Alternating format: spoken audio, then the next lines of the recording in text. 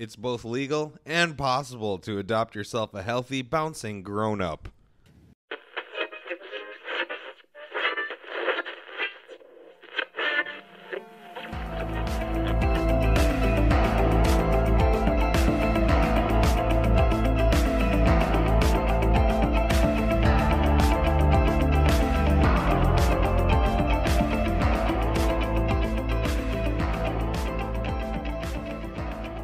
Welcome to this episode of Tales from the Void podcast.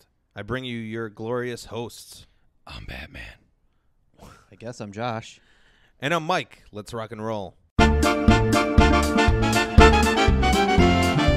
Star Wars Episode 7, The Force Awakens. Yikes. That summed it up. That's about it, isn't it? I mean, this could be good or bad. It could be the Jedi taking the front. It could be the Sith coming back again. Oh, it'd be so cool, right? Right? Well, I have to assume it's going to be both, I hope. Yeah, I mean, as far as prominent roles, they tease back and forth. Like, I mean, even the older movies, you had Sith heavy, Jedi heavy. Yeah, they played together pretty nicely, but, you know, Empire Strikes Back and all that jazz. I fall somewhere in the middle on the title. Like, I don't really put much stock into the subtitles. It doesn't really stand out, I guess. I mean, you know, the original trilogy is okay. You call them classic or whatever, so you enjoy those. But I'll wait and see. I don't need to be blown away by it because obviously they're not going to want to give away too much by just the title being out there. You know. Yeah, titles are either make or break certain things, but I mean, Toy Story 3 was a title, and that was a great movie. Fair enough. You know what I'm saying? But no, I think with The Force Awakens, God, there's a lot to play into there. And if we were to read into the title a little bit more, we'd come up with probably our own hopes or expectations for what the movie could be about. Indeed. And at least they didn't call it The Force Reawakens. Clever. Well, it said episode 7, so you're supposed to assume this is a.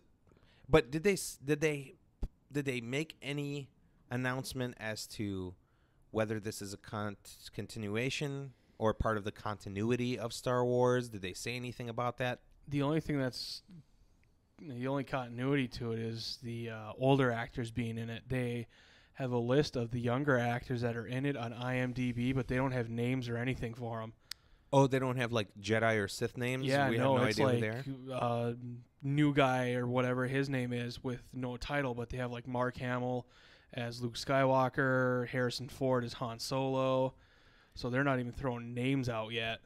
And didn't they say they weren't going to play off the books at all, the books that had gotten released? I was kind of hoping they would have, because the Dark Empire series is a fantastic series for the Star Wars universe.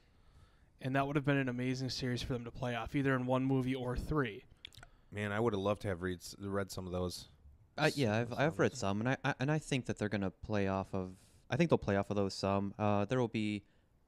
I don't know if just straight nods or even if they'll just take ideas, because I wouldn't be surprised at all if this is even kind of taking off of the title The Force Awakens, if it is a nod to them basically carrying on the torch with like the younger generation and. Yeah. Possibly it being Han and Leia's kids. I think what's cool about this is are technologically more advanced than the other films. I would say leaps and bounds more advanced than other films as far as special effects, right? It should be beautiful as long as, and my one expectation out of this, or just hope out of this, is that I want this to look and feel like a Star Wars movie and not like a J.J. Abrams movie. You mean they're not? Not enough lens flare for you in this, maybe. Just all, lightsabers out and you're blinded. Oh, because you know that's going to happen. But no, I'm going to go on record right now, and I'm going to say this movie is going to be amazing. It should be. I mean, I'm going to say for a couple of reasons. First of all, Abrams, he's got some space under his belt now. Star Trek, pushed him out into the ether of space. The universe? I'm assuming that he's gotten a bit of a base knowledge for space shows. I think he's going to kick ass at this movie. He is a sci-fi geek, and it just and I honestly, no offense to him since he created this whole thing for us, but I think stepping away from George Lucas is going to give them so much more freedom to do what they want. Is it true that he essentially had like the force choke on that series? Yes, he did. Didn't he have he had control over every little bit. There was even when the new trilogy came out, he was even telling movie theaters that if you want to play my movie, I get parts of your concession. That's crazy to a movie theater. Oh wow. Yeah. I mean, they even have this movie on Netflix called The People versus George Lucas. Oh, I watched a little bit of it, but I never got to finish it. Well, I mean, that's from a fan perspective. I mean, the guy really he toyed with the series a bit too much. He built a nice framework. And he could have just stepped back and let people who were a bit better with the creative writing and that kind of thing. And I mean, he really forced the whole Jar Jar thing, didn't he? I really wish he would have. Jar Jar Gate. I really wish he would have done with the prequels, kind of like what he did with, the original trilogy, and just maybe laid out the plot work for it. Here's my outline. Here's where the story needs to go, but you can tell that story. Yeah, because I mean, didn't he stepped away from Empire Strikes Back, or am I wrong? Yeah, because he actually had health issues doing the first movie, so he was still heavily involved in Empire and Jedi, but yeah, he took a step back. And Empire was way better. I mean, that's still like the isn't that the gold standard of sequels? Most people would consider it. I love all three. Yeah, I like all three, but I do think Empire is kind of, man, it's just the driving story. I don't know if you don't have a movie like Empire follow A New Hope. Mm-hmm. Do you feel like a series like that could have force choked itself to death? Oh, easily. I mean, Empire, Empire. I feel like allowed this franchise, or gave it a really solid foundation. Oh yeah. I mean, Hope kind of laid it down, but I think Empire really did for Star Wars what most movies don't get, like 22 Jump Street. But I'm not going to talk about that. It's a great movie. But I mean, as far as the title is concerned, the Force falls asleep or awakens, whatever. We have some issues with that. It's kind of soft, eh? It's a little soft, yeah. But again, I'm not going to be nitpicky and cry about it. It's just what would you have called it? Oh yeah, that's a really good question. It's kind of hard to say without knowing the plot. I would have called it Anakin Goes to Washington. I don't know.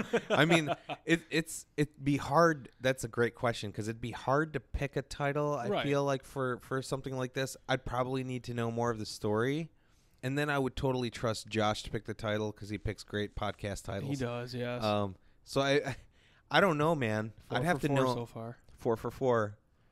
Yep. I'd have to know more about the plot, I feel like, and if that is what this is aimed at, then we should be ready for some really sweet stuff. I think, even though it's soft. I like the first three had their, good versus evil, bowling into good versus evil, with good winning.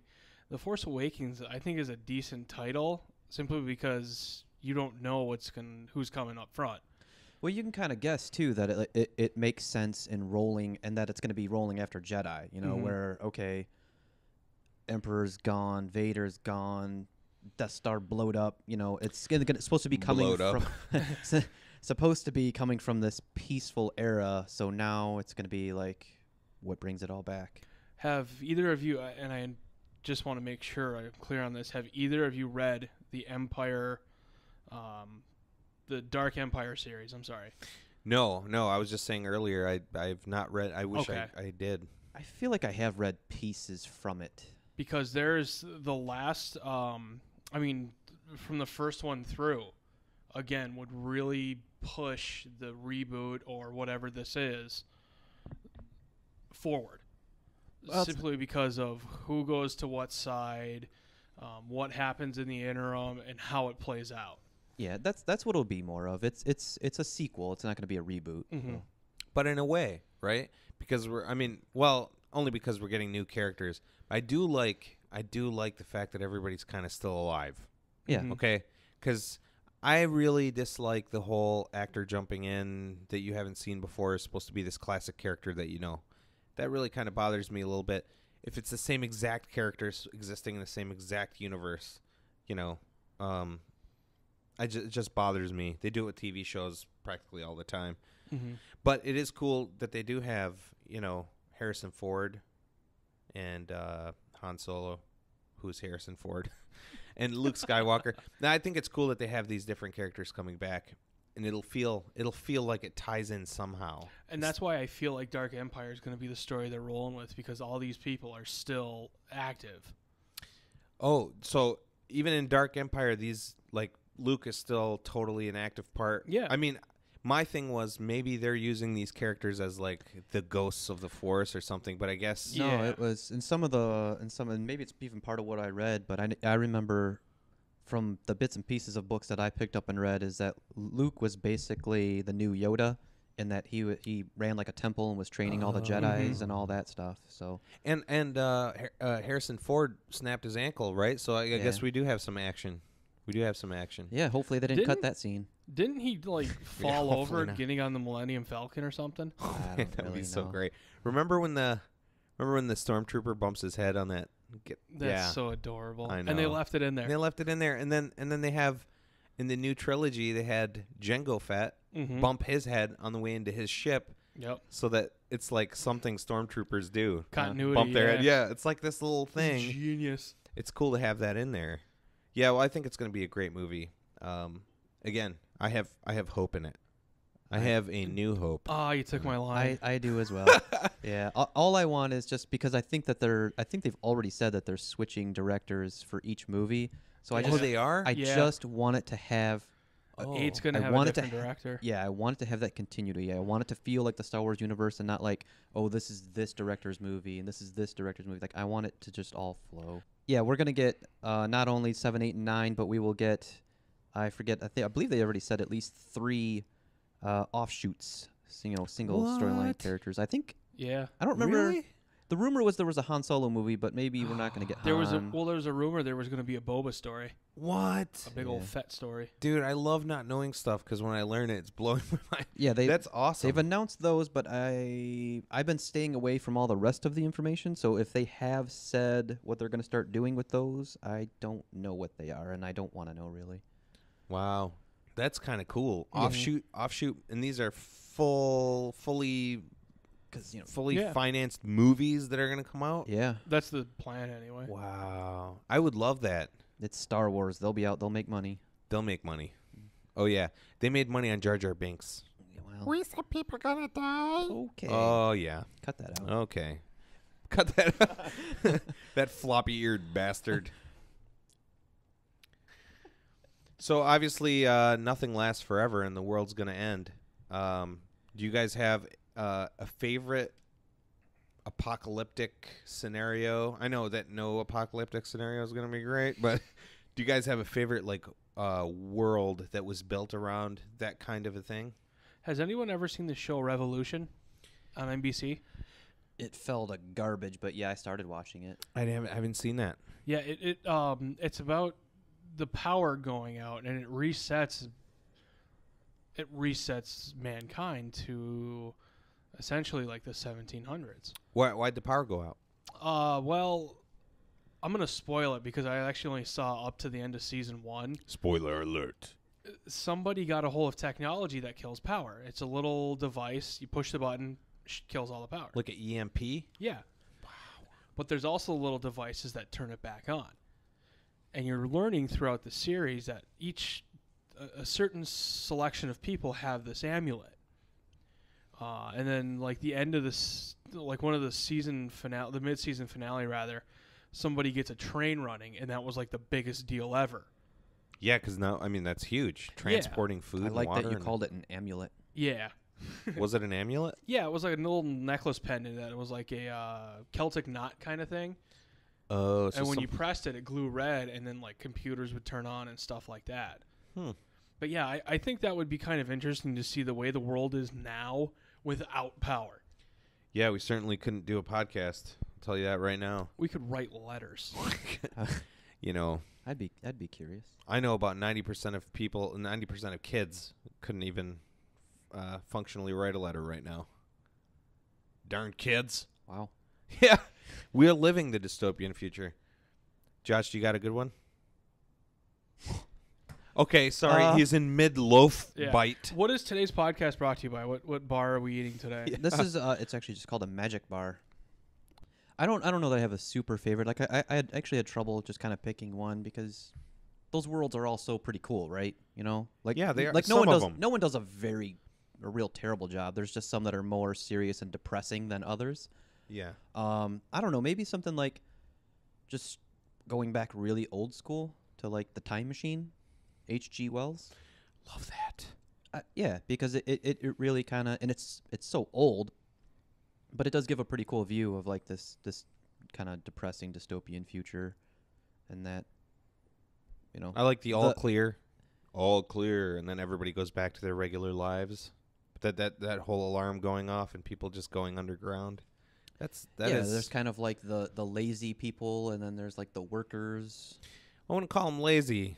It's like a upper world civilization and an underworld civilization. They're supposed to be in the novel, at least. They're a little more like, it's like this is what humanity would evolve into if you just lost all of your ambition and all of that. We turn into like well-tanned, well-fed people in the desert somewhere. Oh man, yeah, no. I like that. I like that whole time machine bit. Yeah. Mine's Fallout 3. Dang, I girl. thought of that one. I did. I freaking love Dang, Fallout 3. Just a synopsis. 200 years after the nuclear apocalypse that devastated the game's world in a future where international conflicts between the U.S. and China culminated in a Sino-American War in 2770. So you still have like some of the technology that existed at that time. Mm-hmm. Things are kind of strange in a way because money is actually exchanged through the form of bottle caps, which is really super annoying because how would that ever be money? But the whole that whole world, the attempt to purify the water to get it out to the average man, stuff like that. I mean, every town you went into had these broken, rundown people, you know, who were just trying to make it. And it's odd because they put the dialogue in for super depressed dystopian citizens. Right. You know? And the fight to get to the capital, et cetera, to get to the radio tower. I just love the layout of Fallout 3's dystopian world. And that's probably pretty close to if I were to picture if we were to experience this in real life.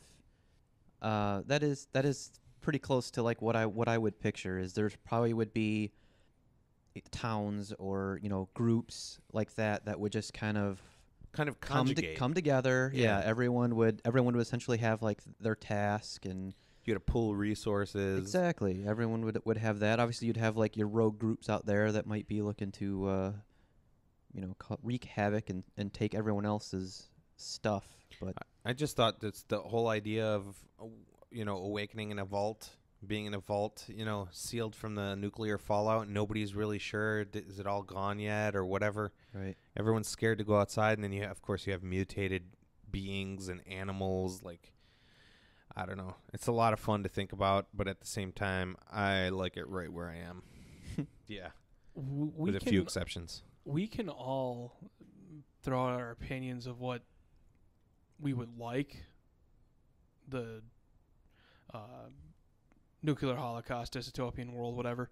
I really see it, if it actually happened, being like Elysium.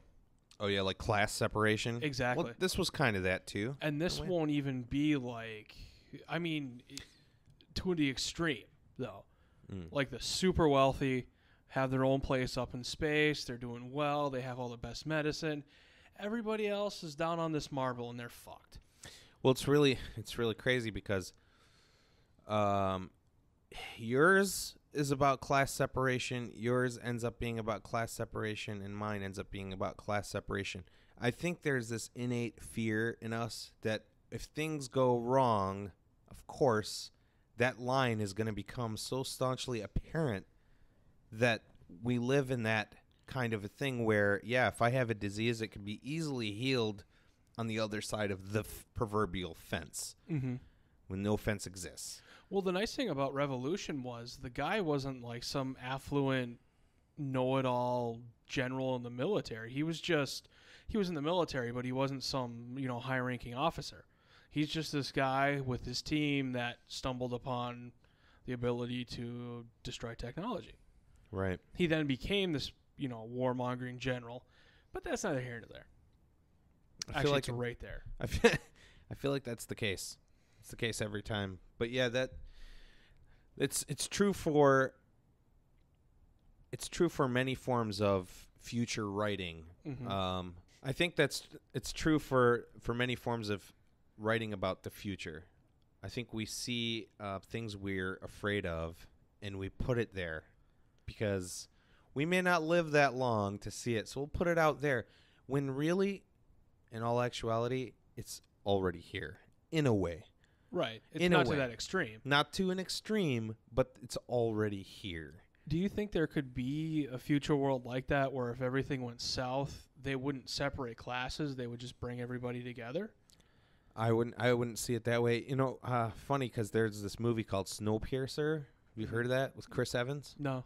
I've heard of it. I haven't watched it. It's supposed to be like the world's ended, where they're going through nuclear winter, and this train holds all the last surviving of people on Earth, and the train is just constantly moving. It never stops. Punishment for doing something, stepping out of line to the higher ups, is sticking your hand out of the train and it freezing, and then they take a hammer and smash your arm into pieces because it froze outside of the train. But that movie in and of itself, you have a whole train car, whole train cars in the back of the train that are all the poor people who don't have food, and they give them this weird Jello protein. They call it like protein bricks or something. All I can equate it to is like video games when you pick up a health pack. Right. Just a protein thing. You shove it in your mouth and you keep going. You don't care what it tastes like. You got 3 energy bars. Yeah, exactly. So that's what they were forced to eat. Meanwhile, in the front of the train, you have the higher ups. I didn't get to finish the film, but just going to show you again. Are we really afraid of the future in a way? Are we afraid of that thing happening so that we tell this tale over and over again to try to caution our future selves that this could be the direction if we're not watching out? I mean, it could be, but I don't know. It's really hard. Like it's been done so many times and over, and that scenario's been beaten into our heads at this point. It's kind of hard. It's hard to wander away from that thought, like if you really try to write your own, like, yeah, you take everything away from so many people on this planet, and unfortunately, all you can see is a lot of the negative coming out, like people, because people are going to be fighting. They're going to be, survival instinct is going to kick in, especially when it comes to, because you kind of wonder, like, why wouldn't people just pull together? Why wouldn't they? Yeah, why wouldn't your neighborhoods just stay together? Why wouldn't people just do what they need to and be together?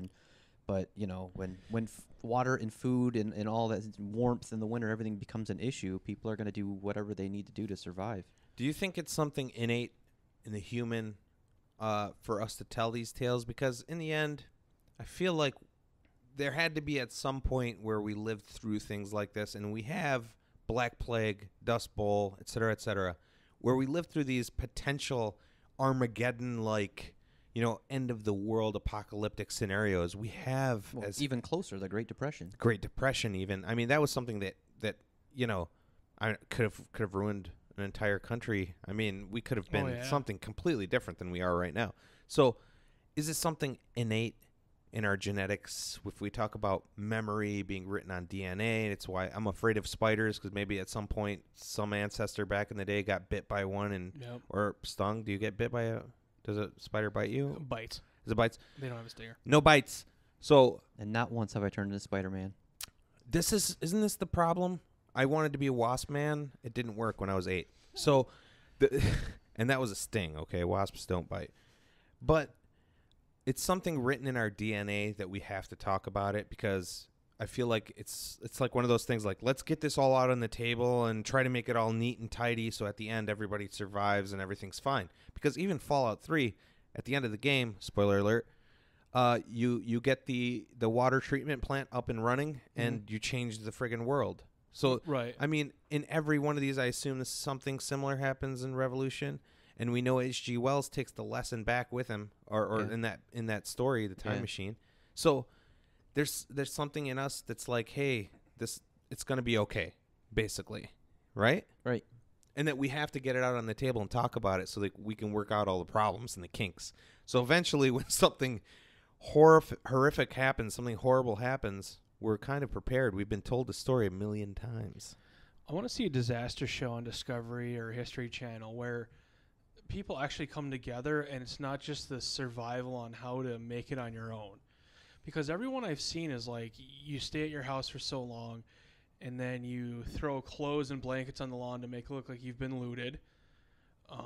You keep your car windows down so they're not breaking the windows and puncturing the tires.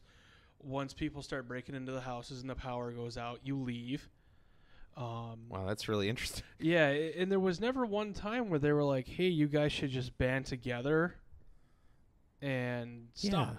Do the thing that makes sense. Yeah, no, Well, it always ended with people showing up at like a new campsite, and they were like, and maybe the future of humans is still in play.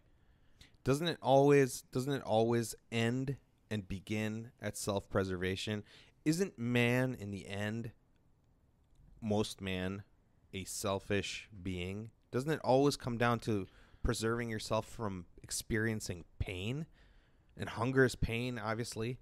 Do you mean as a species or individually? I'd say as a species. Well, as a species, maybe, but yeah. As a species, but also in an individual way. Individually, I feel like if you had to, if somebody, self-defense aside, if you pulled together with your neighbors and then some outside force came to take over what you've put together, you have to be able to defend against that threat, right? Okay. So in a way, instead of wanting to come and say, hey, let's pool our resources with your resources and make everything better, they want to come and just take everything you've got. Yeah. You know what I'm saying? I mean, haven't we watched enough Walking Dead? So many things could set us on a certain course, but some would say that things that we do already happens anyway. So it's kind of like you walk into a building, you open a door, and you go through Office 1. Well, what's in Office 2? You don't know. Well, maybe in some other life you did know. So multiverse stuff. I mean, we can have this great deal of complication. Photo op time. Hold on. Photo op. There's people outside taking photos of us right now. Oh, yeah, we love that. I hope it gets posted on our Facebook that they don't know about. Right. So kind of going hand in hand, I mean, with this whole one thing could change a lifetime, what if every possibility, everything that could happen, does happen? The multiverse, folks. What do you guys say about the multiverse? Does it exist? Doesn't it exist? Can we prove it? Because we can prove everything else, and nature happens more than once. So if we have a universe here, there's got to be another universe somewhere else. I'd like to think that there's a universe out there where there are a Mike and a Sean who absolutely despise beards, and a Josh that has windows only and a beard down to his kneecaps. Oh, my God. What a dystopian world that would be. I was just going to call it that. Can you imagine Sean strictly using, how about this? Sean and I using Apple products, and Josh swearing off all of Apple because he hates Steve Jobs and decides to use what we like to call the Lenovo. I'd like to live in a universe where Mike doesn't quote Steve Jobs all day, every day. Can we get that universe, please? Steve Jobs said when it came to multiverses. No, I'm kidding. No, but really, so everything that could happen does happen.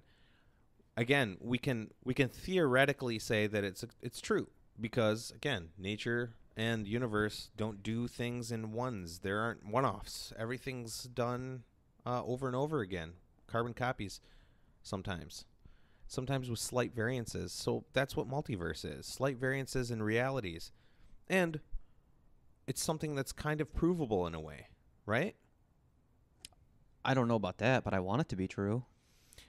Well, the whole theory of the multiverse part, that thing is kind of it's a theory, but it's kind of provable in a way just because of what we can observe already existing now in our own universe. Do you have an example of that?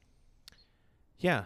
Again, like out in space, in nature, and anywhere else, nothing just happens one time. So they say that, there are even scientists who say that we've bumped into other universes before. They're calling universes Just a little boop. Yeah, universi. They're calling universes like little bubbles in this larger picture of just a foam bubble bath almost, and each of these Okay. bubbles are connected to each other, and there's that thin wall which can be crossed, or can it? We don't know. Right. But yeah, so the proof is kind of an end around by saying that these things don't happen just once, therefore there must be. I mean, I really like the idea that we can not only of the like infinite possibilities of that of all the universes, and like you were saying, all the decisions that we can make can lead just into infinite universes.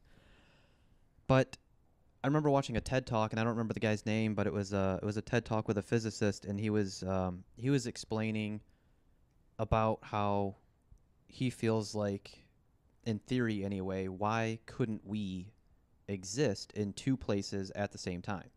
Yeah. And it was about they created this some type of quantum object, and so that they could actually visibly with a naked eye like see it and like record it and do research with it and everything. And I guess what they did is, once they could kind of like duplicate the environment that this thing would operate in, is I guess it could vibrate and not vibrate at the exact same time, so that you could kind of witness it existing and doing two different things in the same place. Wow, that's really crazy. Yeah. It had nothing to do with like time or anything like that. No. So his basically his logic was that, like, if this quantum object can do this, why not us? I believe it. I mean, so on their journey to testing, And I can link that in the show notes. yes, please do. On their journey to testing these theories, there's of course something called the CMB. It's a cosmic microwave background. We've seen it. We see it because it's observable. So this is the radio signal that we've gotten since the beginning of time, essentially.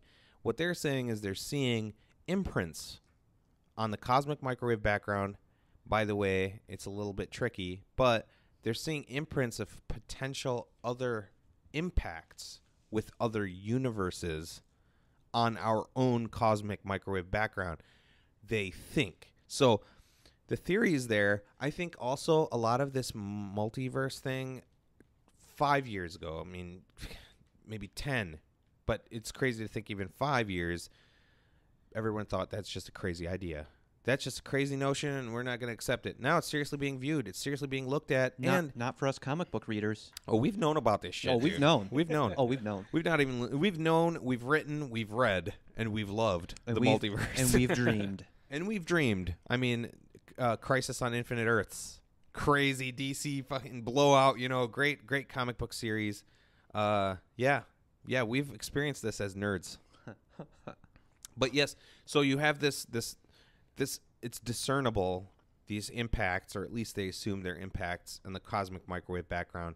But it's gone from being in Crazy Town to being on the fringes of physics and science. So it's like it's being brought in because it explains so many different things. For instance, these particles that would appear and then disappear. Where do they go? Where do they go? Mm-hmm. And then the connection between that and what they call string theory, where these two particles are forever connected. Right. One could be in a completely different universe than this one.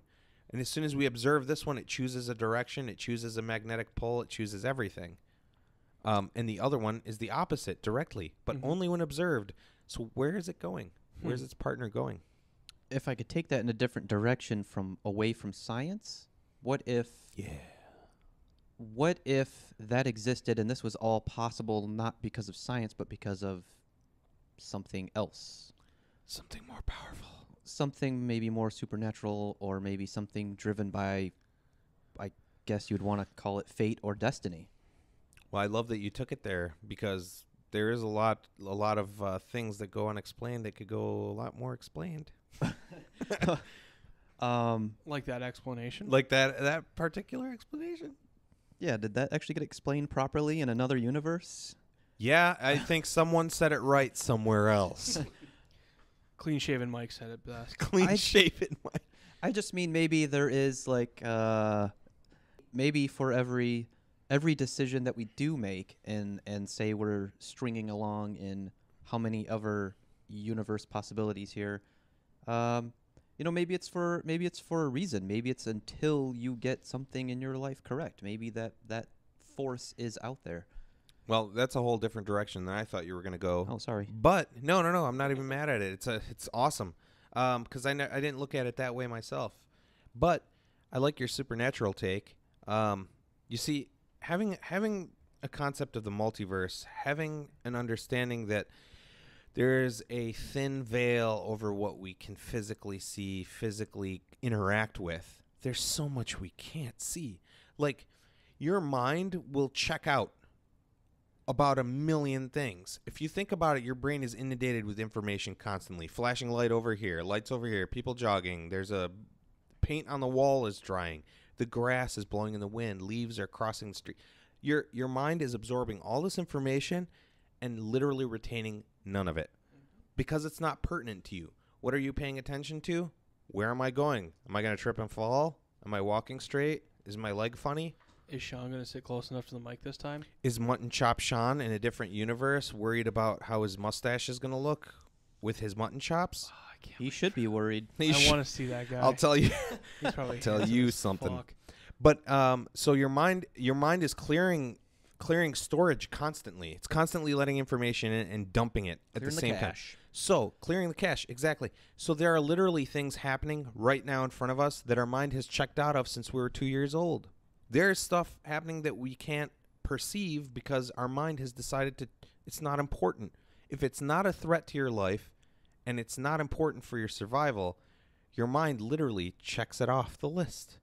And then if you're not actively trying to remember a movie, a book, a video game, it's going to be hard to keep that stuff in mind. Mm-hmm. Your mind just lets it go. This is why I like the explanation. Like, for example, if this lamp was like, I could look at this lamp and then forget about it, and then 2 weeks later be like, when did that lamp get there? Exactly. It's unimportant to me right now, so it doesn't exist. Yeah. So in the physical realm, your mind is already checked out of that. See, and I'm creating a totally different universe because I was just digging on this lamp and thinking how much I like it right there. I dig that orange glowing ball. There is one in Digital Media Loft that's just sitting on the floor. Let's scoop that up. No pun intended. Also, if you think about the multiverse as it stands from a religious perspective, it's kind of also an interesting thing because we have, again, the unexplained things. Is it so hard then to swallow a certain pill knowing that things exist outside of your perception, outside of your understanding, and behind this thinly veiled life that we live? I liked when Josh brought up fate and destiny and all that because there's so many things that could go south so many times in just an average day. For you to be able to get through it is, divine on itself. Never mind skipping 3 lanes of the freeway to get off on an exit that you have shit. like about 3 inches to make it, and you make it. To sidebar this real quick, we had to be here at 9:30 this morning, and we didn't get out of Westland until like 8:45. He broke every law of physics, traffic, and pretty much humankind to get here, and we made it 10 minutes before the GPS told us. I friggin' ran into a wormhole. Yeah. And here we were, immediately. But yeah, so what do you guys think? Is it really that far out of the realm of imagination or out of the realm of possibility that if a multiverse exists, why are we having discussions about how certain things are too crazy or that's over the line?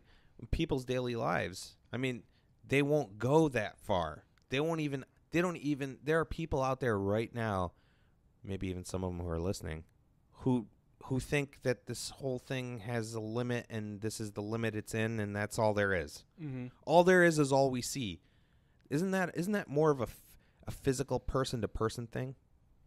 Probably, yeah. I mean, I guess to answer your question, yes, I think it's possible. I think that it could definitely exist. I don't see why not. I mean, there is basically, like you've been saying, there's so much that we just still don't know, and like we can't perceive, and at the moment, whether it's a purely mental thing, an educational thing of like we just can't, because the answer's not there, we can't quite wrap our head around that, or maybe if it's a technological thing because the exact proof isn't right there in front of us, that maybe. Yeah. They call it spooky. Even in science, they call it a spooky action when a particle literally vanishes. And then also, the particle, when not observed, is doing God knows what. And the moment they observe the particle, it is exactly in the state it chooses to be in. This is speaking to all kinds of like multiverses. Yeah, maybe it doesn't disappear. Maybe we just can't see it. Exactly. Well, then we're talking about multiverses stacked on top of each other, which is exactly what the theory says, is that all these universes are actually flat out stacked on top of each other. So there's a layer on top of a layer on top of a layer, and those particles are crossing between those layers, and we can't. So it's one of those things where, again, you can believe, you can say you don't believe the unbelievable until there's scientific proof. Mm-hmm. Well, sometimes there's just enough to make it really interesting and make them study it even more, so maybe we get some kind of answer. But even if we don't answer it for the rest of our lives, for the rest of eternity, it's still really cool to think about. I mean, as a theory, it's pretty awesome. All this stuff is like, how could you even just take like everyday life and not think of something like that being like at least slightly in the realm of possibility? Let's just look at us like humans and how perfect like our planet is like for us, and regardless of what you believe and why we're all here, it's amazing. It is amazing. And our bodies, it's constantly doing everything for us. Machine. It's telling us when to eat, when to breathe. It's trying to heal us, like telling us when to sleep. Like it's doing everything for us. Like it's like we're perfect essentially. And we're made up of things that we'd be grossed out about. Mm-hmm. We're made up of tiny, even smaller biological things. There are little processes happening right now in my stomach digesting that stromboli that I don't even want to watch. But it's happening. You're absolutely right. The body is the body in and of itself is a wonder. The eye in and of itself is a wonder. I mean, how do you account for these things in a way? You can scientifically to an extent, and then it just stops. And then everything else is, here's what we think, because here's what the data's suggesting. Well, now they get funding for this stuff because, again, it's gone from being out in the middle of nowhere to now being in the fringes of physics and science. See, I think that's what separates, and it does, so I shouldn't say I think. That's what separates science and religion. Science takes it, this is what it could be, and tries to figure it out, where religion goes back and sees what it was and brings it forward. Yeah, and even in some ways, they walk hand in hand. Yeah. And they're undeniably hand in hand. Oh, yeah. So, it's absurd to watch these scientists and these religions and just every sort of person saying this doesn't support this. Yeah, and yet they kind of do. Yeah. There's tons of that stuff. I mean, there's stuff in the that we'll call them ancient civilizations observed that we didn't even know they could observe. Yeah. And where one nation maybe next door attributed it to beings with wings and bird faces. Mm-hmm. This other civilization's like, well, wait a second, this is actually this. But it's not like something that smashes the third wall or whatever. It's not something that'll. Right. They should go hand in hand. I think those things always should go hand in hand. Okay, so if I could jump back a little to, like we were saying, like maybe if we're forced to repeat, basically, well, maybe forced sounds bad, but okay, if the point is that maybe for all these decisions that we're making, we are, I guess, in a way, repeating until we achieve something, maybe some higher purpose. If I can get a little serious on you guys, I would say that, like, for me, I think it's really cool to think of that purpose being love. And if I could read a little something here, I have it's not really a quote. Let's hear it. Something that was written to me once that I just kind of fell in love with this idea.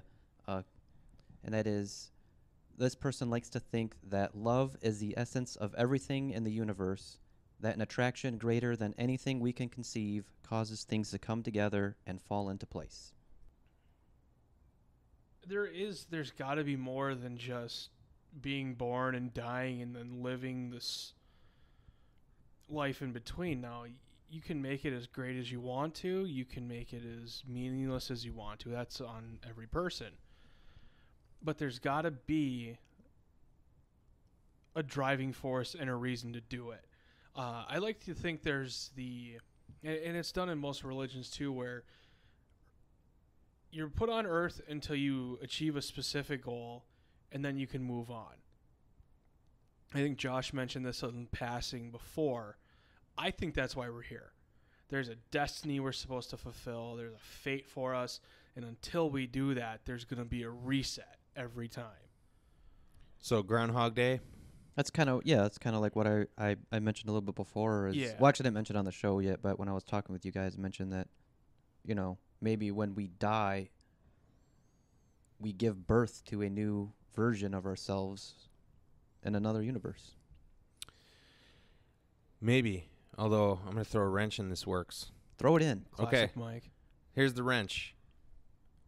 So you see it in this certain way where, we die and are reborn in this until we complete a task, which is, it's a very Eastern philosophy. Not saying that it's wrong or bad, but it's a very Eastern philosophy, and it's a philosophy that's existed for a very long time, not for nothing. Because the point is that they want every person to be good, not just for themselves, but for everyone around them. And they know some people don't get it right in one single lifetime. But with the multiverse thing, I think it's a different animal, because that thing exists all at the same exact time, running at the same exact time, with the same, I wouldn't be in a multiverse right now at 6 years old. You know what I'm saying? I'd be in another multiverse that you know of. Same. Well, that's Gravity the and idea, Earth's because rotation. everything, because no matter what, we've never seen something that breaks that arrow of time. So that arrow of time is continuing in one straight, as an arrow does, in one straight bowing shot. So everything's existing at the same time. Now, if you want to talk about like life purpose and all that stuff, absolutely. Then I would say I agree to an extent about getting it right. But for me, it's more or less getting it right the first time. Mm-hmm. I don't want to think I have many choices to get it right. I want to be in the here and now and get it right with you and everybody else. Just adopt me. Right now. Listen, we're in talks to adopt Josh. I want to adopt Josh as an adult child. And you can look it up on LegalZoom.com. Yeah. It's doable. Yeah. So I'm going to adopt you, and we're going to start your life. We're going to get this right.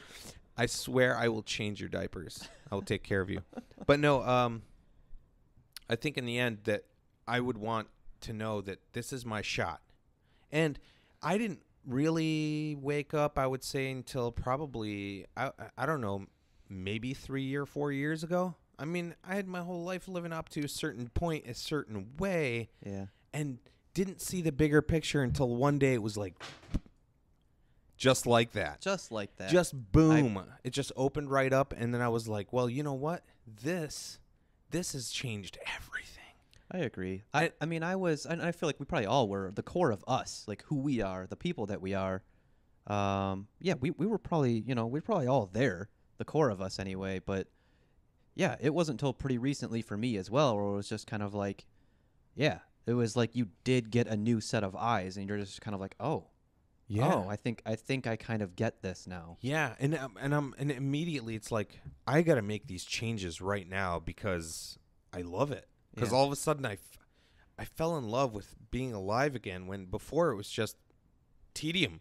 It was almost like, right. I'm going to work. Exactly. I'm going to get off from work. Get off work, and maybe I'll hang out with Bill. And I don't even know Bill, but now I'll hang out with Bill.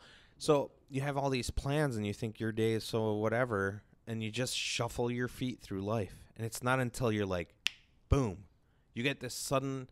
And I know there are people who have blown that There are people who have blown that moment where it's come and you can see it in their eyes, and you know this person has been within days of an experience that opened them up. I have the ball. Oops, dropped it. Just trashed an opportunity to change who they are. And not the change is not for you. Mm-hmm. The change is for everyone around you. It's to make everyone better. And instead, could not agree with that more. Slipped back into the old ways. And that's where, going back to the dystopian future of humanity stuff, that's where inherent selfishness comes in. Absolutely. That's where you find out who that person is as a man or woman. I think we talked about that too. Mm-hmm. How the negative always seems to follow selfishness. Yeah. It's the selfless act that it's not only for the other person. In the end, it truly is the most selfish act. The selfless act helps you more than hoarding and being all introspective and everything has to be about me, in a way. Helping someone else is helping you. In a good way. Exactly. It's the good way to be selfish is to be selfless. Right. So it's helping you indirectly, but also you got to affect someone else's life in a positive way. And that should be the rule of law. Saith the king. Oh man, I can't believe it. You're great at fanfare. We should do that more often. Remember when Windows would open to fanfare? Ba-bam! Oh, I do remember. Wasn't that an awful time in our lives? I think Josh should go on Fiverr and be a sound effects machine. Right. So the future of humanity, as we know it, we're living that future every single day, every second that travels forward. We just talked about being selfless. We just talked about the multiverse existing and what it would be like and what we would like to see out of, say, even a dystopian world. So knowing these things, knowing where we all kind of come from in this, where do you see the humanity going? What is humanity's direction right now, and what are things that need to change? We're going to see a shitload more war before we see a little section of peace. I hope you're wrong. that was so very depressing. So Nostradamus just dropped a bomb on us. That was very dark, unfortunately, but there's so much greed and corruption and just, evil out there that there's going to be, like I said, a ton more war before somebody realizes that it's hurting more than helping. Yeah, and Carl Sagan the Great. I will always quote Carl Sagan. He says, all these countries having nuclear weapons is like two men standing in a pool of gasoline holding matches. It's just waiting for that moment to happen. I think I saw a Vice special on Pakistan and India pointing nukes at each other, and at any moment they just unleash their arsenals, the whole Earth would be done. Mm-hmm. The whole Earth. For two people who have an issue with each other because of borders, because of religions, because of politics, because of whatever. But I will say this over and over again. I think the common man wants peace. The common man doesn't want war with his brother, with his neighbor. I think the common man wants good. And we're dragged into these things through propaganda, lies, whatever, et cetera, because of selfish intent. Yeah, I was going to play off of Sean's point in that it almost kind of rolls into mine a little bit of what I wanted to say is that I think that a lot of what is causing Sean to see that and expect that out of future is I think a lot of these people, to not get too political, but this current breed of problems right now is slowly dying off. They are going away. Do you think so? I think so. I think that we're going to need... I do think we'll need a blend. I think we'll need some old school blended in with new school. Because a lot of the new school that I know that we're seeing and that some of us are even going to be currently raising is kind of incredible. I think a lot of them coming up are really amazing. I know that a lot of people are pessimistic and think that each generation gets worse and dumber and lazier and all of this. I don't see that. I'm seeing a lot of this just compassionate, empathetic, really just more open about everything, like type of generation kind of coming up. And I think that we do still need old school there. But I feel like once we can move past what some of these greedy peoples that are around right now Selfish bastards. running, I think we can make it through this, and I feel like we can definitely uplift this entire world once we move past this. I want to be so close to your idea that I want to be sitting in your lap right now, but He already is. my take on that is that you are seeing this around you, this glorious kind of subtle yet very calm awakening that you see around you is because of the people you are spending your time with. Yeah. Oh, which is freaking awesome, because I have these same ambitious thoughts about mankind and about humanity, about the future of man. But I also know this, that if there are people like us, there are people like them. And those people are groomed for power. Those people are groomed from power from when they're little kids. And that elitist thought, that selfish thought is bred in these children, just like the good parents breed good into their children. There's a whole other section of humanity which is at constant odds with that. Which is to say, hey, if things get short, we're taking it. We should just call this episode People Being Selfish, because I see more of those kind of people than people like we are. I think it's just part of it is the nature of the people you hang around, but also if you even dare to look at the news, which is disgusting, you'll see a constant flow of that, which is why I avoid the news entirely. I mean, isn't that like the most negative form of media you could possibly be into? It is, and I think that unfortunately, yeah, there's a lot of like kind of what you were saying with the people being bred like that, is that kind of plays into that, is that they're also feels like unfortunately encouraging that, Yeah, they're encouraging essentially almost soldiers, if you will, citizen soldiers of just everyone needs to be this way, line up in this line, and that's what I was going to kind of lead into, is like that's what I don't want. Yes. Of like, even with like this new school and as encouraging as I think that they are, I don't want it to be this continuing trend of things being like manufactured or artificial, because that's just kind of what it feels like. So much of it is people's, going back to other things that we've touched on, people's faces being buried in phones and computers, constantly jacked in. You need, every single thing that's going on in your life requires a pill, and there's ridiculous. You need your 9-to-5 job, and you can't branch out on your own. It's just I don't want that beaten into everyone's daily lives, and I feel like going forward, maybe we are getting closer than ever to pushing away from that. I know it may seem impossible at times, but I don't think it's impossible, Sean. I was just going to say, I don't think it's impossible. Maybe it's just what I'm reading and what I'm watching. I mean, I do have negative influences in my life, and maybe I'm harking on those more than I am the positives. Leave me alone. So it's just, you're trying to adopt 2 adults. Dude, 3. I'm trying to get as many children as I can. Are you going after the government checks? Is that what this is? Oh man, The I just stipends? want the cheese, bro. if he's gonna adopt, we're pretty fantastic choices. That's true. Can you imagine? If my parents could have picked their children, you think they would have picked me out of the group? No. Probably. No. Don't lie. Well, I think to Josh's point, trying not to, I guess, not wanting children to grow up and be this manufactured worker that comes off a line. Unfortunately, the wheels have been set in motion long before we came around, and they continue to spin.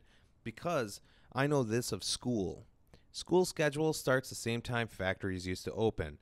They would toot for lunch the same time factories would have lunch, and they would toot for the end of the day the same time the factory toots for the end of the day. They were literally breeding workers. And even after we knew that, even after we know that, nothing. It's still the same thing. They've kept the same type of schedule.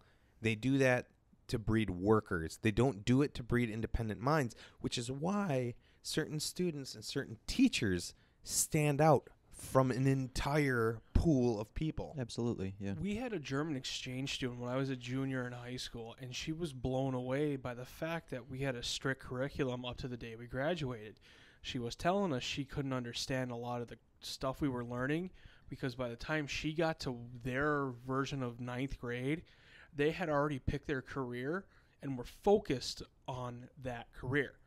What? So if she wanted to be an auto body technician in ninth grade, she was specializing. She was taking shop classes. She wasn't taking French and, tuba lessons. She was taking auto body. She was learning how to mix Bondo.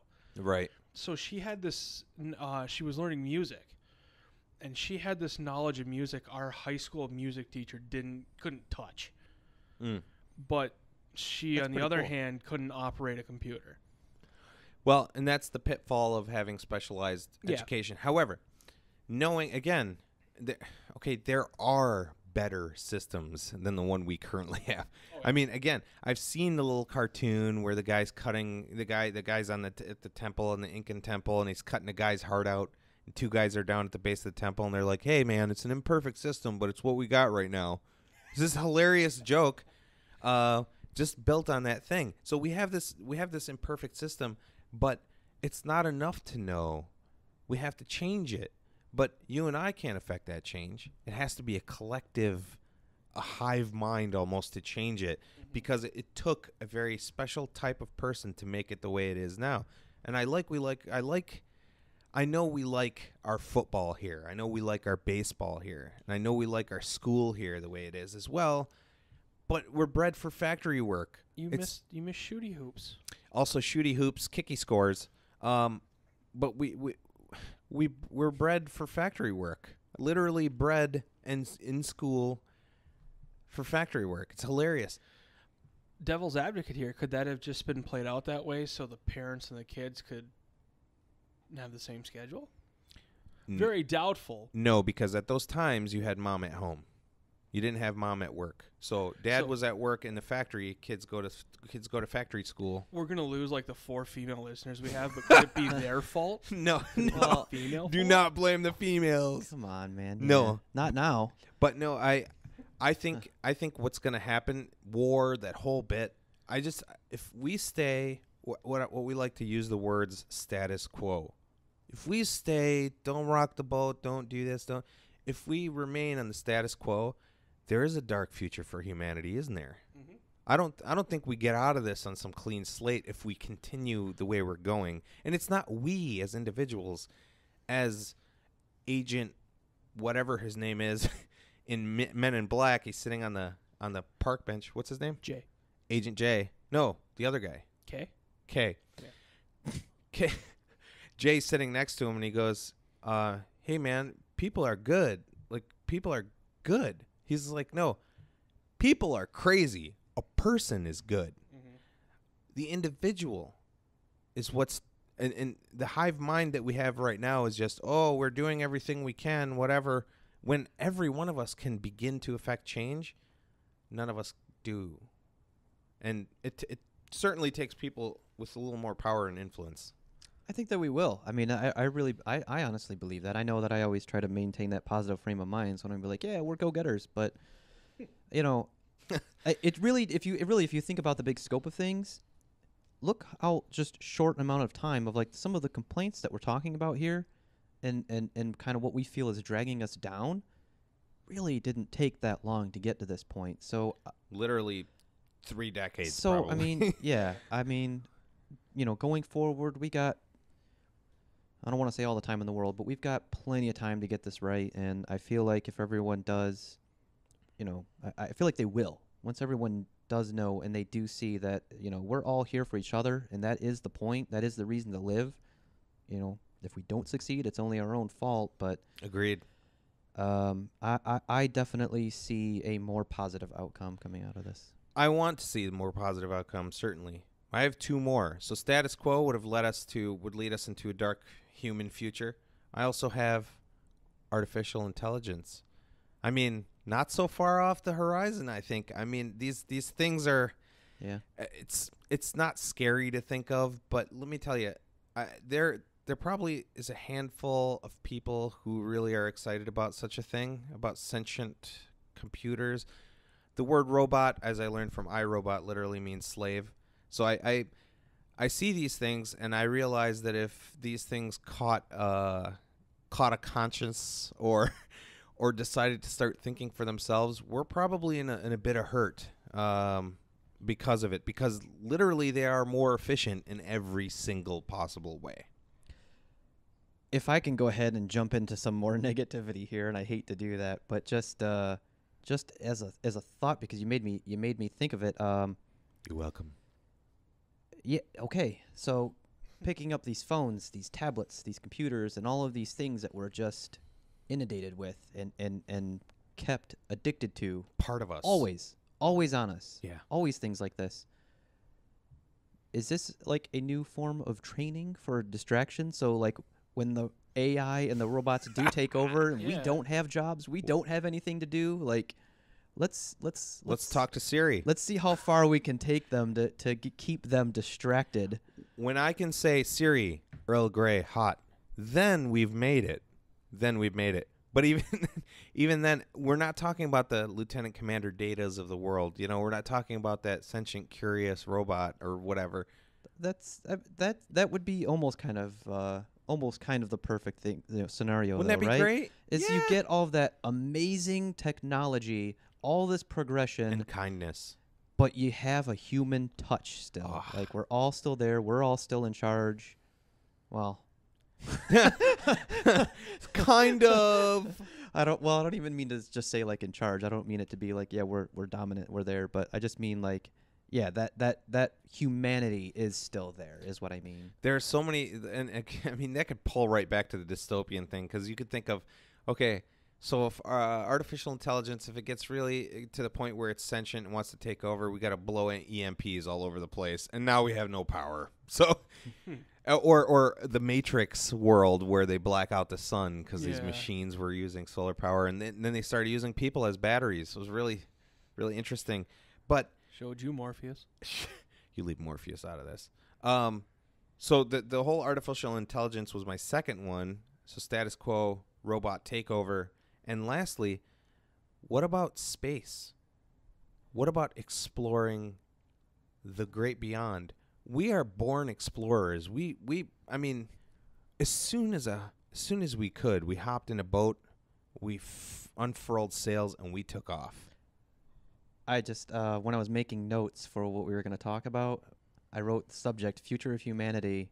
First word, I wrote explorers, period. And then I started going into what I was going to talk about. I love it, because it's what we are, right? Yeah. It's what we are.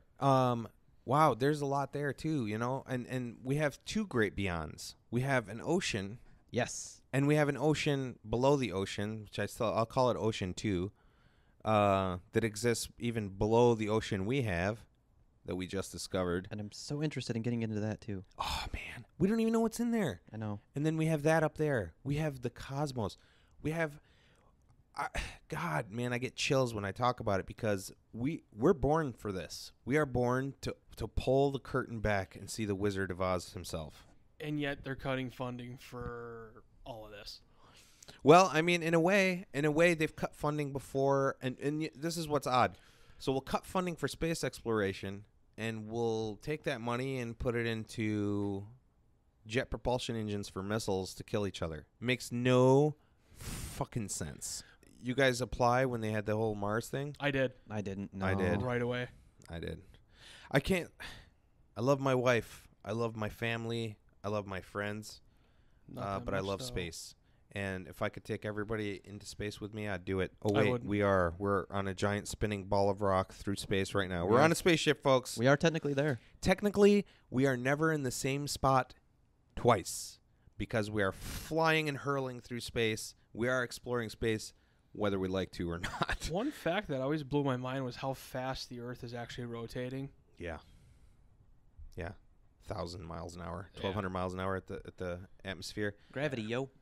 But yeah, well, that's what's keeping us down here. Is that 1G of spin? I love how he pulled that in. But yeah, we are on a spaceship. We're hurling through space around a giant nuclear reactor. I mean, that's our like engine. You know, you realize that? That's our warp core, and we're just flying through space. But it never has problems. Oddly enough, it has some kind of sunspots, but we're cool with it. Well, it does. It's us. They don't have We are the problem in this. Are we spaceship. Geordie LaForge in this instance? You would be Geordie LaForge. Yes. Yeah. Don't ever take that away from me. I will never take that away Never, from friend. you. I will never take that away from you. I want you to get the cool visor on your face too. Next episode, Sean's wearing a visor. But you mentioned Gravity. Huge player in a film we saw. Everything. In a segment we'd like to call Gravity. a segment we'd like to call Tales from the Void at the Movies. Come and have a party with Hollywood. If you don't want to know anything about the movie Interstellar, Spoilers. it's all going to be revealed. So Spoilers. check out now if you don't want to know. Check your Facebook. Go on Reddit. If you don't Hit want to up your know, Twitter. delete this podcast and unsubscribe.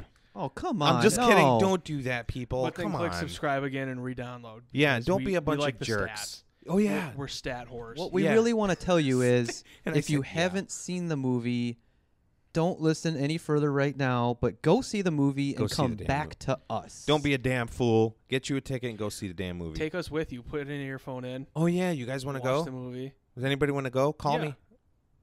Okay. Give me a call. Call Sean. Set it up. So, Interstellar. We saw it in IMAX on a Wednesday before opening day. Yeah. Dude, thankfully, Josh totally hooked it up. I guess I was waiting until Friday. I didn't even know they had a Wednesday show. Mm-hmm. Bingo. They had a Tuesday show. And now I feel worse Yeah, than I did you a moment should. ago. Thanks, Sean. Yeah. Sean I'm loves just full of negativity tonight. I don't know what the hell. You really are. Yeah. Sean pees on dreams. I believe do. that's Oh, what there's they a dream. say. Gotta piss. I'm going to go find the positive Sean in a different universe. Hey man, That was 26-year-old Sean. You missed that boat. Oh, no, you were around for a while, friend. you might have to dig around pretty deeply in that multiverse to find that. But I will say this: Sean dug the movie. I know because every time I looked over at him, he was digging the movie. Mm-hmm. So forget your negative nonsense. Are you done with that loaf? No, I still have a couple bites. I'm sorry. It's a magic bar. Magic. It just never ends. It's a magic loaf. So when you Magic. leave that magic loaf in the bathroom and you don't flush, we're all gonna know who it was. Okay, so at least we know. That's right. That's right. So yeah, from opening to close, what did you guys think of Interstellar? Absolutely beautiful, phenomenal movie. I don't think I'm exaggerating if I right now I'm tempted to say it's probably in like my top 5 favorite movies of like all time. Oh man, that's pretty high ranking for Yeah. It is pretty high, and I might regret it immediately. But right now, I'm feeling pretty strongly Put about it in your top 10. I know you can take one top off the 10 top. easy. Top 10 easy. You can take Gremlins off of there, bro. You better not replace Mean Girls. Yeah, I mean this whole thing, like you were saying, just start to finish. This movie touched on so many things that just like I believe we actually were making jokes about it earlier, but it maybe it wasn't us. I'm sorry, but it Josh touched- was on another podcast just 10 minutes ago. In another universe. Boom. It touched on so many things that like I love. I mean this movie. I mean, just starting at the basics, had the great plot going for it, great casting. I felt like even when they transitioned from the kids to the adults, Yeah. perfect. Yeah, it was real great, smooth. Great casting. Great casting. Great acting, and there's all of the themes and all of the cool ideas and theories, whatever you want to call it, all the exploration in the movie. Just, man, it was amazing to me. Like that's all stuff that I would love, and it was all crammed into one movie. I freaking loved it myself. I agree with you 100%, Sean. It was a lot better than I was expecting it to be. What did you expect? I initially thought it was supposed to be Matthew McConaughey going to Mars to see if it was somewhere people could live. Oh yeah, that's right. You told me. Yeah, that's how I interpreted the commercials. Going into it, Mikey even told me that it was much more than that. Like Jupiter was one of the moons was a base. Saturn. Saturn was a base to go from there. Yeah. Well, and I hadn't known at the time because I tried to remain slightly spoiler free. Mm-hmm. I made the assumption that we built a base, but we hadn't built a base. That was part of the ship. I didn't even know. I didn't even know that. Well, and that wasn't even. I knew that we were near Saturn, and I knew that it was something to do with using Saturn's. Well, I assumed it was using Saturn's gravity. Mm-hmm. Turns out there's a wormhole. Yep. Whole thing changed. Yep. Because now it's not like some space jump or some slingshot out into deep space or whatever. I don't even know what I thought it was going to be, knowing space, I guess, as much as I do. But it turned out to be a wormhole, which by the way was even better than my expectation. It absolutely was. Yeah, I didn't know that either going into it. Obviously, I watched like basically the first trailer, and then I saw a little bit more info from it like online with the little featurettes that they had. But obviously you're going to see a movie called Interstellar, and just the first trailer, you know that there's some space travel going on. So you knew what he was eventually going to be doing, but yeah, I had no idea how it was going to be happening. So that was awesome. That was awesome. When I love IMAX. First of all, the experience itself. But to sit in a theater next to someone, Adrian came along, sitting next to someone who's never been in an IMAX and go to this movie, that was like bringing it like it hadn't been brought in before. You know what I'm saying? I mean, I got to look at my friend sitting next to me and watch his wide-eyed wonderment at the screen for someone who's, I mean, Adrian's a super analytical guy. I love seeing that drawn out of him. It was a great experience for him. As soon as that movie started, I had no idea where we were going to go, and it took us in the best possible direction. So this isn't really spoiler-filled. It's more like it's got little spoilers here. It's about to be. Yeah, there are parts I need to talk about. All right. You sound like you might have issues. Lay it on us. Gentlemen, get the shovels. Let's start digging. One thing I absolutely loved about the movie was they talked about the time difference on these different planets that they were based on. But they went to these places, and it felt like the 20 minutes they were there, in our time was 20 minutes. They go back on the ship. The guy they left behind was there for 23 years. Which, based on what they said, means that they were on the planet for about a little over 3 hours. Oh, 3 hours. A little over 3, because they said that 1 hour would be 7 years on the planet. Okay. Because I remember when they That's a hell of a time difference. Yeah. They get back and they find out the one rescue mission was actually fruitless. Right. And she's going, well, this came to us however long ago. And she's like, well, she must have crashed about an hour ago. Mm-hmm. She may have died a few minutes before we got there. A few minutes ago. Yeah. Yeah. That was really cool because for two reasons. First of all, the planet was orbiting an event horizon of a black hole. Gargantua. I don't know if they had mentioned that it was from a collapsed star at that point, or it was a black hole that was consuming a star, because it did have all the matter. It was still consuming all of the fiery hot matter. Yeah. Do you know, did they say something about it? What they said is they specifically said that they don't know how they said they don't know how it got there. They just said it appeared at the time that they needed it to. And so then, in the movie they say someone put this here for us. So, remember which we can get into. Well, no. That was the wormhole. I'm talking about Gargantua. So Gargantua was the big black hole where the planet was orbiting? Yeah. Same thing. No. That was just effectively on the other side. Yes, Gargantua was on the other side of the wormhole, but was not the wormhole or the cause of it. Then they didn't say. Okay. Well, I don't remember if they did or not. But so this is where your 7 years, 1 hour difference comes from. Right. This planet is essentially just being pulled so fast around this event horizon, around this black hole, that that hour spent down there is the 7 years, which is crazy. But the cool part they did was that this world was a water world. You know, you had this. We've seen these worlds. Mhm. These worlds. We've seen these massive worlds. From anywhere from the Hubble telescope onto some of the newer ones that we're going to launch, that we're going to get even better looks. But we've seen worlds that are entirely made of water, worlds that are entirely made of gas. We have them in our own solar system. So these giant waves, I mean, the whole bit was awesome. I mean, that might as well have been a gentle breeze on Earth. It just built this giant wave, probably. I mean, it hit clouds. I was gonna say, I It was remember hitting clouds. I remember Yeah. looking over at you and you going, the fucking thing's touching clouds. I couldn't believe it. As Yeah. soon as it hit that cloud and it actually affected the sky, I was like, holy shit. Yeah, it went down, and I loved it. I loved every part of the again, having a world that was made fully of water. And then the next trip, the jump they took to the other planet where Matt Damon was. Oh man, that blew my. That was actually kind of cool to see Matt Damon. Remember when they're flying the ship and they actually, again, they hit a cloud, which Yeah. is Yeah, and it some chipped. ice The chunks. thing chipped. right. It chipped, Yep. and then he was talking, and I was trying to catch what they were saying because it started getting a little jargonish at a couple points, but obviously they want to explain what's going on. Mhm. But I was like, tell me where this is. Tell me where this is. It was obviously another planet. Where they were trying to radio back and say that, you know, they found fruits, vegetation, water, etc. And he was telling McConaughey that there's more down on the surface. And I was like, down on the surface? Oh, shit, they're walking on clouds the whole time.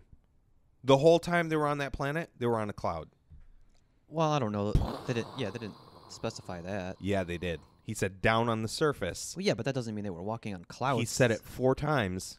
And That doesn't mean they were clouds. They could have just been on mountains of the planet. no, they were on clouds. They didn't know what the surface Okay, looked then like. if they were on clouds, then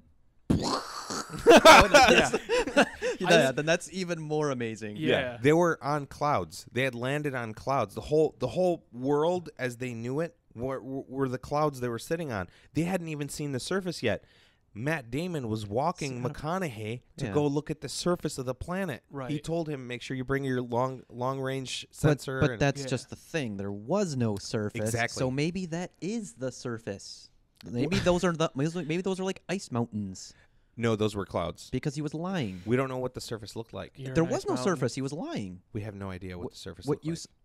He said this is all there is. Endless ice and barren. It's just barren. Yeah, But he it didn't was say all one way cloud. or the other. But you actually Dude, bring up a good point. Let me just clear that up for you. When they fly the ship, when he gets his long range sensor plugged back in and he's like radioing for help, and that ship is flying through, Yeah. you see it fly between clouds. They're all on clouds. Everything is Okay, on a but they're frozen not cloud. uniform. They don't look the same. Like the ice clouds were white ice. What they were walking on was like,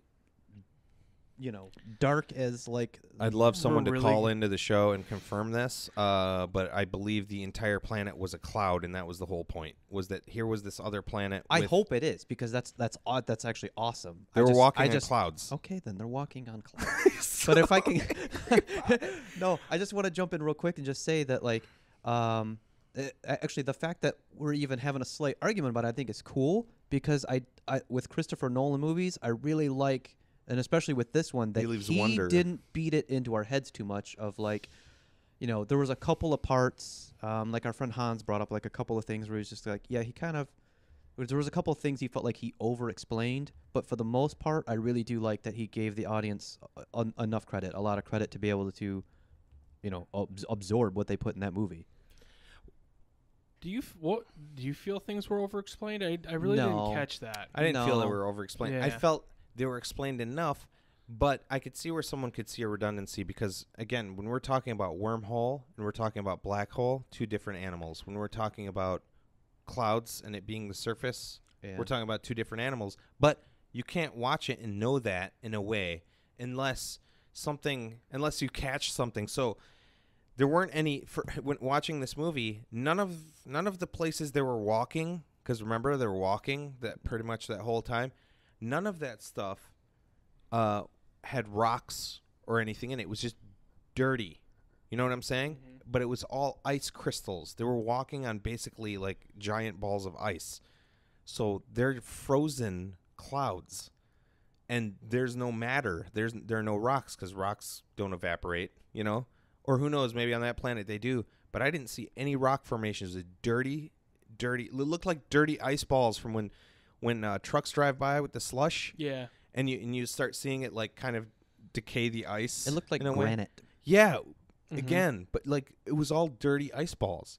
This is exactly the matter you would find floating around Saturn and Saturn's rings. They were like little fragments of ice, basically, that they were walking on the whole time. I will say this. I really thought about it for maybe a couple of days before I actually settled on the fact that they were on a cloud planet, because they never saw the surface. He never walked McConaughey to the surface, and he kept talking about the surface. And he mentioned the surface no less than 4 times. But he made it up. There was no surface. Correct. So the surface here. So even let's say there is no surface. Maybe it's a cloud surface. It's all clouds. The whole planet is just frozen as Cloud far as City. they know, because they didn't know. They didn't explore the entire planet, did they? No. They didn't. They came down on the word of Dr. Man. That he had found the right place. And you know, that's a cool thing to draw into some stuff you said earlier in the podcast. Interstellar was about love in the end. Oh, I wanted to say that in the beginning. You kind of nailed my main point is that when we do get to the end, we talk about the end. The fact that the main overall theme of this movie turned out to be love just really, like, it hit me, man. It hit me too. Me. I'll tell you why I'm. Can we say it tugged his heartstrings? Bow, bow, bow. I will say this. I don't know. Is that how your heartstrings sound? I'm only saying that right now because they chose Dr. Man's planet because it was the most logical choice. Yeah. Right. Man is the one who took them there. Man is the one who discovered the wormhole. Man is the one who taught them how to use the probes to find the right planets. Man, in a very selfish way. And if you think about what Nolan did with even his name, man was selfish, and he wanted to be rescued, and he couldn't take it anymore, and so he sent out the signal, and he turned into the most vicious, most vile person, and he paid the price in the end. Awesomely. He bit it the best way a villain could bite it. Blew himself up. Oh, man. And they tried to stop him. And that's, Yeah. again, you can go through like, oh, there's meaning here. And there really is meaning there. You know, you're being told don't do that, even to your own detriment, not to do something. And he still bit it. So anyway, they get the ship working, and they go, and they send her off. He sends her off, right, to the third planet. There wasn't enough fuel, Slingshots her. right? Yeah, Fuel? he slingshots her off the Gargantuan. Yeah. Right. There technically was, but he still kind of did it as like, I'll just basically make the sacrifice because, I guess. Well, I just thought, I read from that moment that Because she was in the Explorer and he was in one of the whatever, I forget what they called, their little rovers. yeah, well, And I don't think that he needed to be. Well, here's the deal with that. So they were on that planet every hour 7 years. By the time they got back, X amount of time had passed. Like a lot of time had passed. 23 years. There wasn't going to be enough time when they got back Yeah. for them to have affected any change. So it was he sent her off to find love, her love, Right. Yep. right? Right. And he made the sacrifice play because he had nothing else to live for really in the end. Yeah. And then he discovers, and in doing that, it's really odd. He makes this sacrifice, this greater good sacrifice in a way, right? And it's innate. That whole explorer part. He's like, all right, now that she's out of the way and she's safe, I'm going to dive into this black hole and see what's going on. I mean, like, no one's going to volunteer for that. And Like, I can't go on with my family, so I'm just going to go check out some cool shit that I want to see. yeah, and it's Yeah. unbelievable. The visual of it, the visual of the event horizon just rising like a wave in the distance. The way, yeah, that whole Oh. shot of, like, the way that singularity looked, Oh. phenomenal. Did you get the sense that this is the 2001 A Space Odyssey of our modern time? I mean, Slightly. they had Only this. slightly. They had the dance. I don't know if you've watched Space did. Odyssey in recent times, but they have these circular space stations that Right. spin to create G. When they did it in the movie, I was like, hell yeah, finally some accurate shit in a space movie, you know, because you never see really hyper accurate stuff. So he starts the spin to create a G-force on the ship so you can walk around. Of course, it's going to be nauseating because it's not exactly clean 1G. And that amazing part after Matt Damon blows up part of That the bastard. Explorer, and they have to like spin and match the speed to Oh, lock man. onto the Explorer. Oh, man. Those shots were so cool. They were incredible. And Yeah. the fact that now, spatially, you kind of knew where you were. Plus, Nolan did a really darn good thing. He didn't let you get away scotch-free by just saying, oh, we spun the ship, now everyone's in 1G, have a nice day. Yep. He allowed you to see outside the window, Yep. which was a spinning, you Yeah. know, you actually like. You were there. You But it ha- wasn't. yeah. You were in the seat spinning the It, machine. it wasn't bad. I never got dizzy or It nauseous. wasn't bad, but it reminded you this is not some ship just flying carelessly Yeah. through space. We Yeah. are spinning through space. Yeah. So- And it was kind of, you know, that was good too, because I remember him saying like when they were going to start spinning to try to match the you know, the same same spin cycle as the Explorer was going crazy in. Yeah. And he said, like, you know, to one of the which, by the way, we need to get to the robots. Speaking of AI taking over, but Right. no, yeah, he said to one of them, he said, you know, if I black out, you take the controls. And I was just kind of like, well, why is he gonna black? Oh, because they're spinning like madness. Right. And you saw it too. He was kind of pushing. Again, McConaughey, thanks, man. You're a great actor. Thanks, buddy. Dude, seriously. Thank you, Matt Mack. If I could write that man a love letter, You can. and I You have. kind of. Okay. I just haven't mailed it or hit send. He's gonna try to adopt Matthew McConaughey. Oh, can I adopt Matt McConaughey? Give it a shot, man. Dude, listen, I'd let him drive my Lincoln. So, Okay. does anyone else have anything to chime in before we get to the robots? Because they kind of stole the show, didn't they? Oh my God. Tars. Tars and Case. Case. Yep. Dude, let me tell you something. I've seen and I've loved robots and cyborgs and, you know, sentient Beings. mechanical beings. The T-800. Not like I've liked these two. These two were hilarious. Not only were they hilarious, fully functional. They're Yeah. fully functional. And how about the first time you saw it? So the first time you saw it, it's this big blocky thing, and you're like, okay, that's retarded. Yep. And then it started running. Oh Okay, so- God. It was The at that things- part, like, it was at the part when they were on the water planet. Oh, yeah. And then when I went to see it with John, and he was talking about like the robots, and he was just like, he turns to me and he looks and he just goes, "Why that form? That's so impractical." And I was just like, wait about 3 minutes. Exactly. Exactly. That's the thing. You were like, this robot is absolutely useless. Hello, future. You're stupid, And right? Then, and then he Yeah. just kind of transforms into like this axle almost. We're not and allowed to just- say Transformers, but Okay. he kind of transforms into a Transformer. He just kind of rolls and he goes and saves Dr. Brand. Yeah, who would think like, oh, I'm going to be an asterisk right now, and that's going to get me from point A to point B a hell of a lot faster than. He gets back even faster Right. when he does the Oh rowing. my God! He picks her up and kind a of holds her and then bat does out that of like hell. swimming action. What's cool is awesome. if you looked at Tarzan Case after a little while, because okay, so I didn't know they were gonna change shape at all. After they changed shape, I started looking for seams. I saw seams all over the place. That thing could literally do just about Oh, yeah. anything. Yeah. And it did. And it did. Yeah, like you're saying, when it held onto her and it was scurrying like Right. you would do with your hand across a table. It's Yeah. just nuts. But yeah, they did steal the show. They had some of the best dialogue, and I mean they let them have it all the way to the end. And I Nolan films, for me, I loved Inception because of the way it ended, and of course, no need to talk about Batman. But that's neither here nor there. But Nolan film kind of supposed to leave you with a slight bit of a question. This one kind of wrapped up nicely. What did you think about the ending? I thought it was fantastic. You liked it? I feel like I feel like the ending for me was I feel like this is where people might have their problems with it. All the theoretical physics and space exploration, all that stuff aside, I feel like the ending is maybe where people might have a problem with it and feeling that it was maybe a little too much, maybe a little too cheesy. For me, it was perfect because, again, what we all just said is that the fact that the whole main theme of it was love, and the fact that at the very end, like when he does eject, he sends Dr. Brand off to the final planet to be like, go start off our new human race. I'm gonna go drop into this black hole and have a grand old time.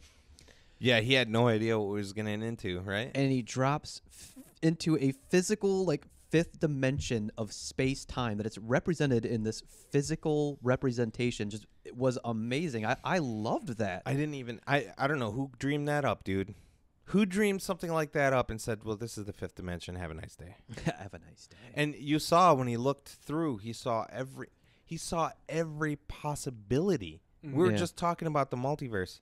The man saw every possibility of his universe. His own universe. His own universe. And the very moment, the very pinnacle of him leaving a message, him trying to send a message across, Right. and then realizing, oh, I can do it this way, and then toys with the watch, and the rest is history.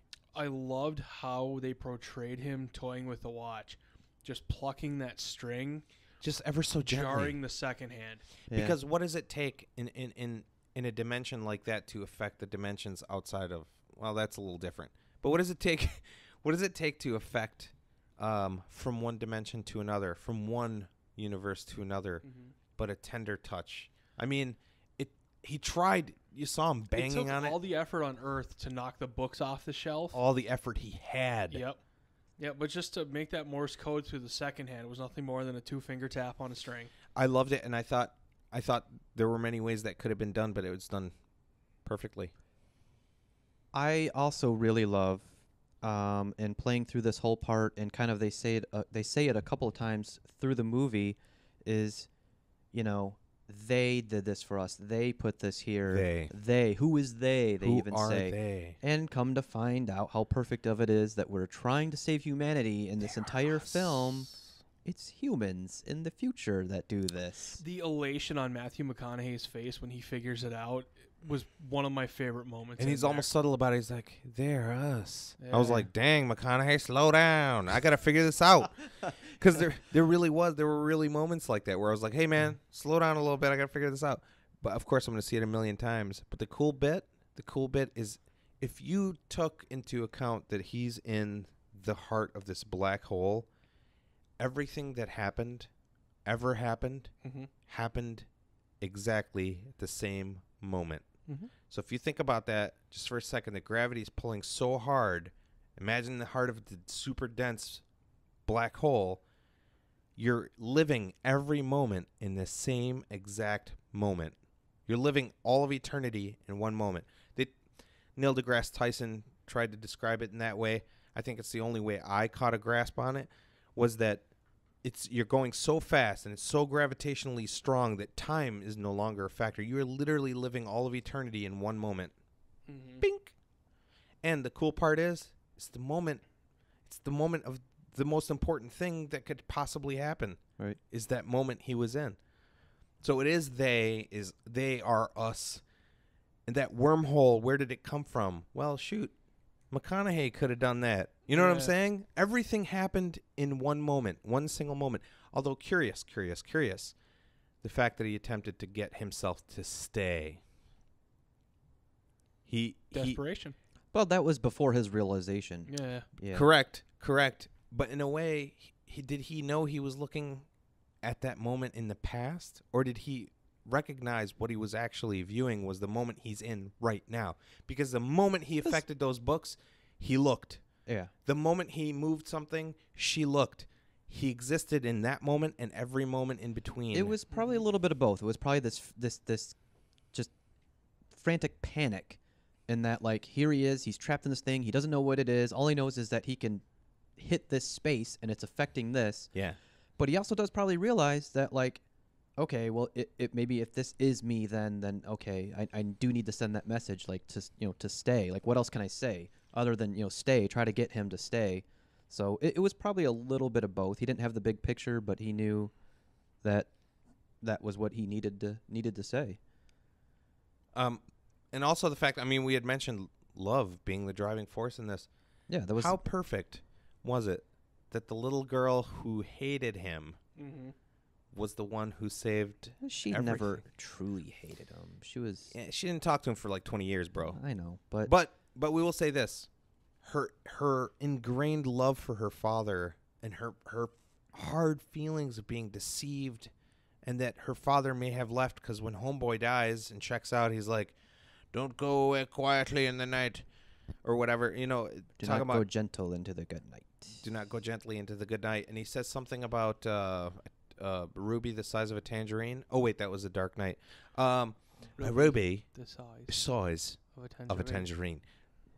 I'm sorry, Josh. I'm not ruining the movie, but what I will say is this: when he does not go gently, he dumps it on her and says that basically there was never a plan A. Plan B was always plan A. Yeah. Now the bottom fell out because now it's like, well, I'm gonna die here now. Yeah. You know what's kind of crazy? We're all gonna die here anyway, but they're gonna choke and suffocate to death, starving, hungry. Yeah, Sean lives forever. And my first watching the movie, my first immediate thoughts on it too were, first viewing, you're going through it and you're going through all this stuff, and you're just what's coming. So like you're really anxious sitting there watching this movie, going like, can we go to space? Can we get into space, please? I was like, I feel like maybe this beginning part is the one drawback. Like maybe this is dragging on a little bit too long.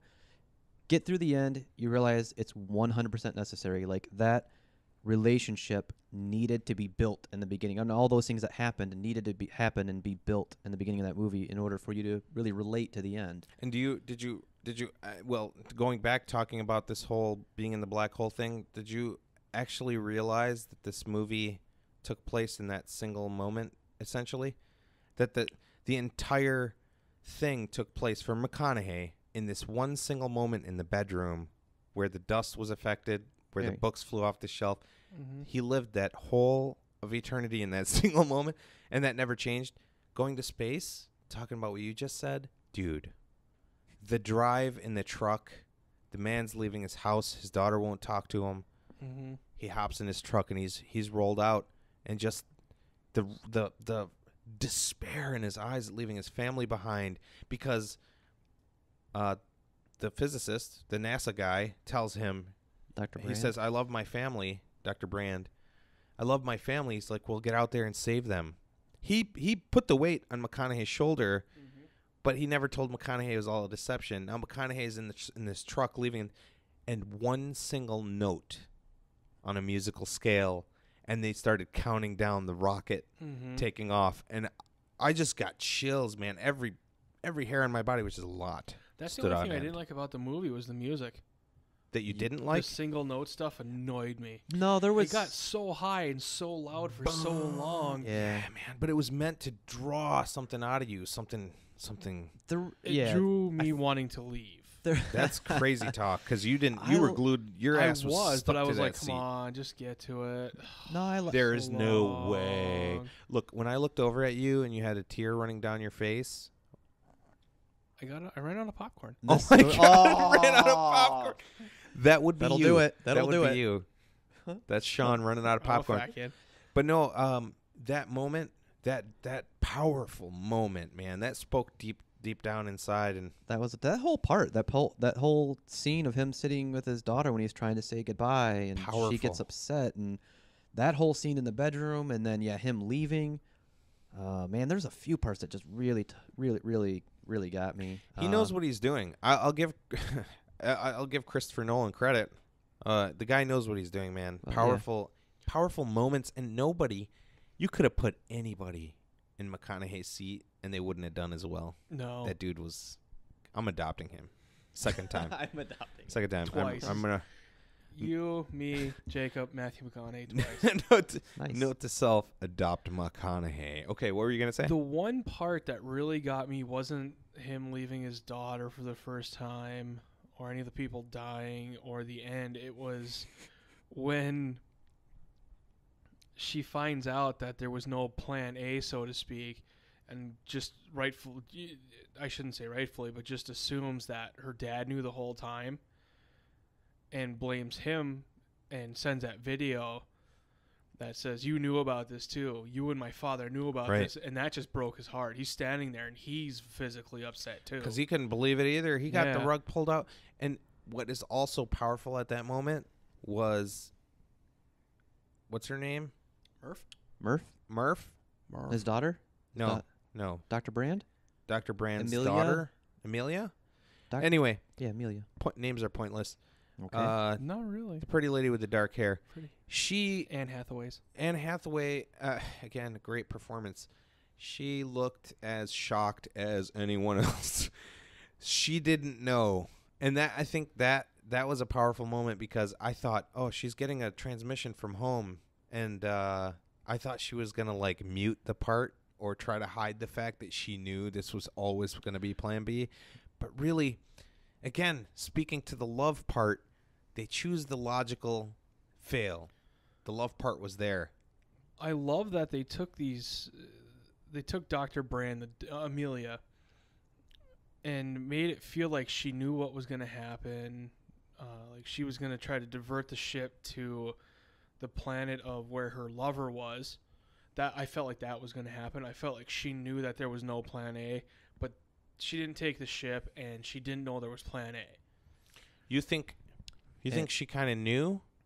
Yeah, going into it, I was like, I think she knows about this. She didn't know. Yeah, she Obviously, didn't know. well, She looked right at you, fucking and she guys. goes, Sorry. I didn't know. Well, yeah, but she didn't say that any time before. That was another part. But listen, she was pissed. Of course. She was pissed that they didn't go to the planet that she chose because of her interest in the doctor who landed there, or the physicist, or whoever that Dr. landed Beyonce there. Knowles. Beyonce Knowles, we don't talk about Bay, okay? No, she I can't even call it intuitive knowledge because there's no way she would have known because they would have even landed, they even landed where a guy who was supposed to know lied. You know what I'm saying? Right. So there's no way she would have known that would have been the pick, and as fate would have it, love was the right choice. I was just going to say that's what I was going to roll into. Well, two things really. Is one is that was actually another one of the big scenes that just hit me hard, and like Josh is over there like pretending that there's dust in his eyes. Pretending. He was cutting onions in the theaters, people. It was gross. That whole scene, and I was actually the quote that I gave about love and being that like essentially being the main point to the universe and all of that. But I was going to save that for our Interstellar talk because of it. I felt like it was so similar to that speech that she gave. Oh yeah. I think that was kind of another thing to hit on. That is that she wouldn't know because she even the whole speech about love was just kind of like maybe we should follow that because maybe we should don't- follow love because we don't know, we don't don't know. fully understand love, So and what- maybe that is the whole point. Exactly. I like that. And it was like, so what would you pick? So we picked the wrong thing. And then look at the disaster that followed. Dr. Man's a lunatic. Land on Cloud City, Lando Calrissian, nowhere to be found. Nowhere.